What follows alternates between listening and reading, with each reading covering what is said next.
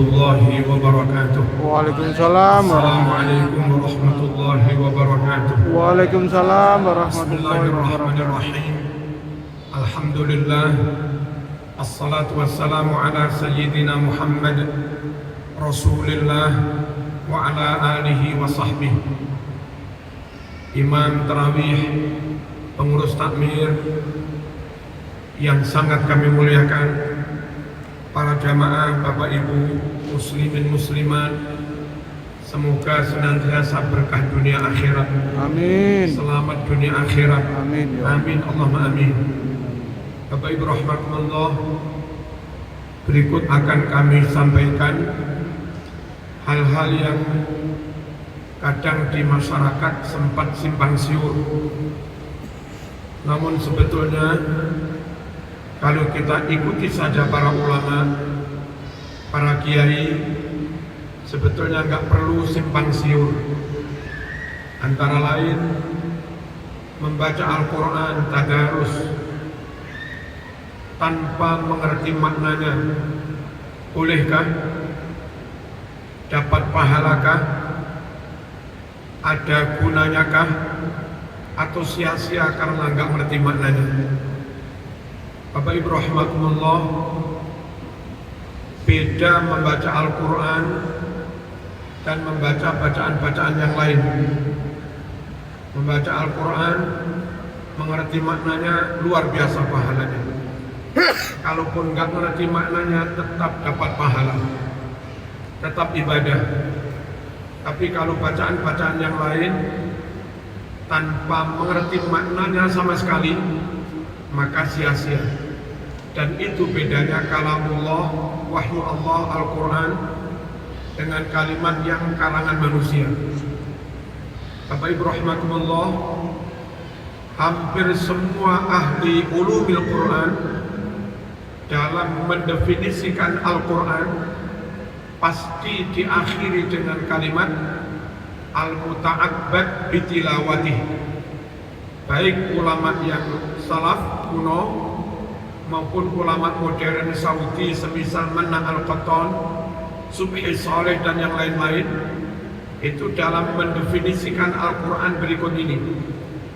Al-Quran huwa kalamullah al-munazzal ala Muhammadin sallallahu alaihi wasallam, al-maqru' bil arabiyyah, al-maktub bainad dafataini, al-mabdu' bi suratil Fatihah, wal mukhtatam bi suratin Nas, al-muta'abbad bi tilawatih.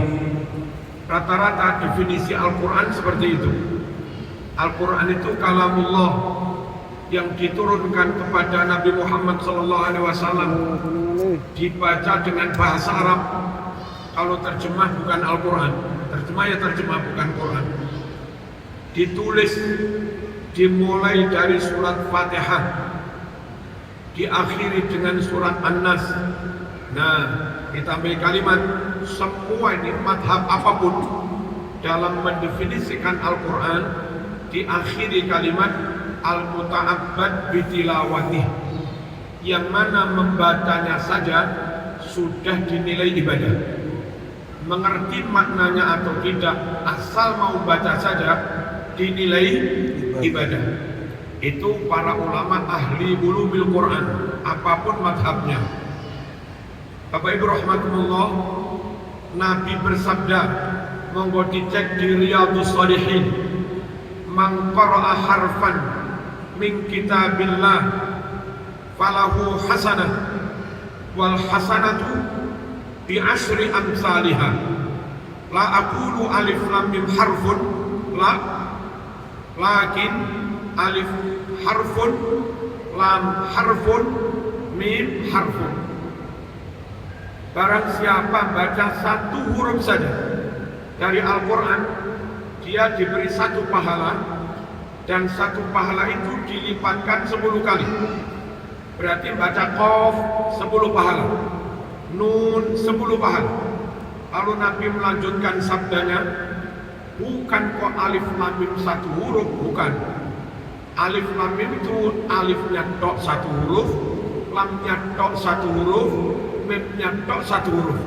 Orang baca kayak imam misalnya, Alhamdulillah minasyaitonirrajim, Alif Lam Mim, Allahu Akbar, dapat pahala?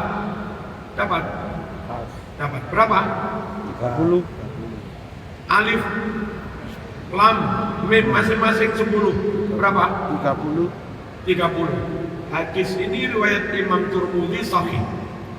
Saya bertanya, saya ini Ustadz meskipun hafid Quran, tak tanya, Ustadz, apa maknanya Alif Lam Mim? Nggak tahu kan? Saya juga nggak tahu. Di Malang ketika ada Ki Basori Alwi, A'lamun Nas bil Quran, orang yang paling alim tentang Al-Quran, ditanya, apa maknanya Alif Lam Mim? Nggak tahu juga. Alif Lam Mim, Hamim, Ain, Sin, Qaf, Nun, Qaf, yang semua ulama pun nggak tahu maknanya. Ternyata menurut Nabi membacanya tetap dapat pahala. Berarti kesimpulannya ya seperti yang didawuhkan para kiai, para ulama, baca Quran ngerti maknanya jos, nggak ngerti maknanya tetap dapat pahala. Mohon Ustadz kalau ceramah ojo keren-keren, lapo tadarus gak ngerti maknanya cuma. Akhirnya wong ore tadarusnya bubar. Apa Pak bubar? Percuma, mboten ngoten. Al-Quran ngerti maknanya top, nggak ngerti maknanya tetap dapat pahala. Allahumma shalli ala sayyidina Muhammad. Lalu dalam hadis riwayat Imam Bukhari, Nabi bersabda, khairukum man ta'allama al-Quran wa 'allamahu. Sebaik-baik orang di antara kamu orang yang mau belajar Al-Quran dan menjadi guru mengajarkan Al-Quran. Kayak imam ini hafid Quran, plus punya ma'had, plus punya anak-anak yang setoran hafalan Quran, itu guru Al-Quran. Kalaupun akhirnya Allah menubatkan Kiai Muzaki ini termasuk khairukum, sebaik-baik orang, ya kita maklumlah, memang hafal Quran, ngajar Quran, lalu dinyatakan sebagai sebaik-baik manusia. Tapi Nabi mengatakan sebaik-baik manusia tidak hanya kepada orang alim yang mengajarkan Quran. Orang bodoh seperti kita ini, asal mau belajar saja, itu juga menjadi khairukum, sebaik-baik manusia. Tak ulangi hadisnya, khairukum man ta'allamal Quran wa 'allamahu. Sebaik-baik orang di antara kamu orang yang meskipun bodoh tapi mau belajar Quran. Jadi sekali lagi, yang jadi top khairukum, orang terbaik, satu orang alim yang ngajar Quran, kita maklum. Ternyata orang bodoh pun bisa menjadi khairukum, sebaik-baik manusia, asal orang bodoh itu mau belajar Al-Quran. Nah, orang belajar itu begini, wa ma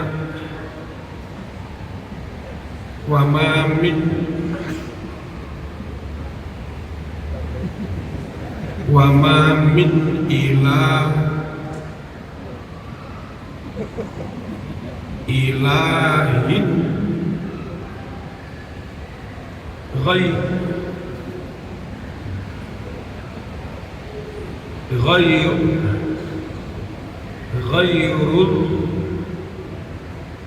ghairullah, wa ma min ilahin ghairullah. Itu namanya orang belajar. Kira-kira ngerti tafsirnya apa enggak orang kayak begini? Enggak. Halo? Tidak ya. Lah kok tafsir Mas, wong moco ae. Tapi karena dia mau belajar, nggak jadi apa-apa, apa jadi orang terbaik? Jadi orang terbaik. Menurut Nabi, Terbaik. menjadi sebaik-baik manusia juga. Jadi sekali lagi, asal mau belajar nggak sia-sia. Gitu. Orang awam yang baru masuk Islam atau dulu belum insaf, lalu umur 50 baru insaf. Wis piro-piro gelem belajar, aja dikendoni-kendoni. Apa dikendoni-kendoni? Aja dientai terus diteramai lapo kon maca Quran gak ngerti maknane percuma. Mboten para rawuh, ngerti maknanya top, enggak ngerti maknanya tetap dapat pahala. Rasulullah sallallahu alaihi wasallam juga bersabda, "Man qara'a al-Qur'an wa huwa mahirun bih ma'as safaratil kiramil bararah." Alladzi yaqra'ul Qur'an wa huwa mahirun bih ma'as safaratil kiramil bararah. Walladzi yaqra'ul Qur'an wa yuta'til fihi wa huwa 'alaihi syaq lahu ajrun. Orang yang baca Quran lancar mahir kayak Pak Dr. Muzaki ini, maka derajatnya tinggi seperti para malaikat. Terus yang kayak Marzuki itu seberapa derajatnya? Yang baca Quran belak-beliku ini. Walladzi yaqra'ul Qur'an wa yuta'til fihi. Sedang orang bodoh yang baca Quran tertatih-tatih, terbaca-baca, wong malah ngerani gerudal-geradul, kami sol-solen. Wa huwa 'alaihi syaq, dan dia sangat berat baca Quran. Kalau kiai begini 25 menit sak juz, Marzuki bisa 10 jam sak juz. Ya apa orang bodoh begini? Orang yang baca Quran tertatih-tatih, wa huwa 'alaihi syaq, bagi dia baca Quran sangat masyaqqah, sangat kesulitan. Asal mau baca saja telaten sabar mas, kata Nabi, hadis Bukhari Muslim, lahu ajrun, dia dapat pahala 2 kali lipat. Bacanya dapat per huruf 10, dan sabarnya telatennya juga dapat, sehingga dapat pahala 2 kali lipat. Saya sempat mikir-mikir, enak yang bodoh. Ya Ustaz, teman ojo protes deh. Asal mau telaten bacanya, tadarus pelan-pelan, diseneni guru nih manut semeneng, orang Jawa nggih baleni maneh, kejawan nggih baleni. Telaten itu dapat pahala 2 kali lipat. Kesimpulannya, ayo baca Quran mumpung Ramadan. Kana yu'aridul Quran fi Ramadan marratain. Hadis riwayat Imam Bukhari. Nabi semak-semakan Al-Quran dengan Jibril selama Ramadan itu 2 kali. 2 kali khatam itu. Jadi hadis ini juga riwayat Imam Bukhari. Nabi Jibril alaihi wassalam benar-benar memanfaatkan bulan Ramadan untuk mengejar pahala sebanyak-banyaknya. Termasuk semak-semakan Quran Jibril Nabi selama Ramadan 2 kali. Dan itu yang menjadi dasar kenapa di Indonesia di mana-mana kalau Ramadan ada tadarus, yang biasanya di luar Ramadan nggak ada tadarus. Lalu belakangan ada 1-2 ustadz yang ngentai, gembosi lapo kon tadarus, gak ngerti mana nih percuma, akhirnya biar tinggal sekak karu karambel mau. Yang kedua, Bapak Ibu rahimakumullah, bolehkah baca Quran kayak ustaz dengan suara baik, lagunya juga enak, atau haram baca Quran pakai lagu? Nabi mengatakan laisa minna man lam yatawanna bil Quran falaisa minna. Orang yang sama sekali tidak mau melakukan bacaan Al-Quran, maka dia bukan mengikut sunnah kami. Sudah benar kayak ustaz begini, suaranya enak, tartil, plus lagunya juga enak. Mau diimami tarawih 40 menit, ya. Tarawih 1 jam, ya. Di Mekah imamnya enak-enak mas, 4 jam, 5 jam juga, iya.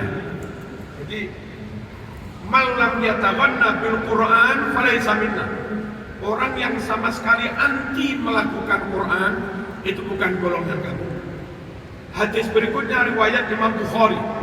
Ma adinallahu li syai'in ma adina li nabiyyin hasanis sauti yatawanna bil Quran yajharu bih.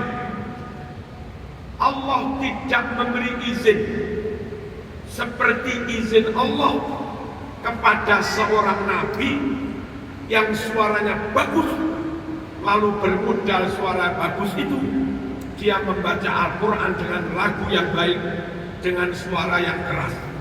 Artinya, adzan suara keras lagu diizinkan, ya. Zikir pakai lagu diizinkan, ya. Doa pakai lagu diizinkan juga, ya. Sama-sama semuanya ini diizinkan pakai lagu. Yang paling diizinkan Allah untuk dilakukan, disuarakan, dibaca dengan baik itu Al-Quran. Hadirin rahmatullah, belakangan juga ada satu dua ustaz baca Quran pakai lagu bid'ah. Padahal itu gak iso. Bayati gak ngerti, koror gak ngerti, nahawan gak ngerti, jawab gak ngerti, jual koror gak ngerti. Timbang bid'ah gitu aja. Belajar gak iso-iso suwe-suwe bid'ah kabeh. Gitu. Nabi jangankan Quran, berdoa saja oleh Nabi kadang pakai lagu, pakai syair. Hadis riwayat Imam Bukhari nomor 2837. 2837. Saat terjadi perang Khandaq, Nabi istirahat, dikawal, dijaga oleh para sahabat. Nah, sahabat yang mengawal menjaga Nabi itu loh, saat istirahat mendengar Nabi berdoa dengan suara nyaring, dengan suara keras, pakai syair lagu seperti ini. Ini doanya Nabi Sahih Bukhari. Wallahi laula anta mahtadaina wala tasaddaqna wala sallaina fa'anzilan sakinatan alaina, dan seterusnya. Itu doa fa'anzilan sakinatan alaina. Ya Allah, mohon turunkan sakinah, ketenteraman pada pasukan Islam. Itu doa. Nabi cara bacanya pakai lagu, pakai syair dengan suara keras. Doa pakai lagu boleh, nggak pakai lagu boleh, diizinkan. Quran pakai lagu boleh, diizinkan. Nggak pakai lagu juga boleh. Sama-sama semua diizinkan Allah. Yang paling diizinkan kalau ada orang punya suara bagus, tartilnya bagus, lalu baca Quran dengan lagu yang baik. Bapak Ibu rahmatullah, terakhir, bolehkah bacaan Quran diniatkan untuk bapak yang sudah wafat, ibu yang sudah wafat, dan yang lain-lain? Secara umum begini. Hadis riwayat Imam Bukhari nomor 2563. Ya Rasulullah, inna ummi tuwuffiyat, afalaha ajrun in tasaddaqtu anha? Qala na'am. Wahai Rasulullah, ibu saya wafat. Kalau kami anak-anaknya ibu ini mengadakan sedekahan, wong Jawa ngarani selamatan, ganjaran sedekahan itu kami niatkan buat ibu yang wafat, bolehkah? Apa ibu dapat pahala juga? Dalam hadis Bukhari ini Nabi menjawab na'am. Apa na'am? Boleh. Apa na'am? Iya. Bolehkah? Na'am. Apa almarhumah dapat pahala? Na'am. Jadi anak bersedekah pahalanya boleh diniatkan untuk ibu. Apa saja sedekah itu? Duit sedekah anak yatim, hatinya niat pahalanya untuk ibu, boleh. Masak-masak, ingkung, macam-macam, sedekahkan, niat dalam hati, ganjarannya untuk ibu, boleh.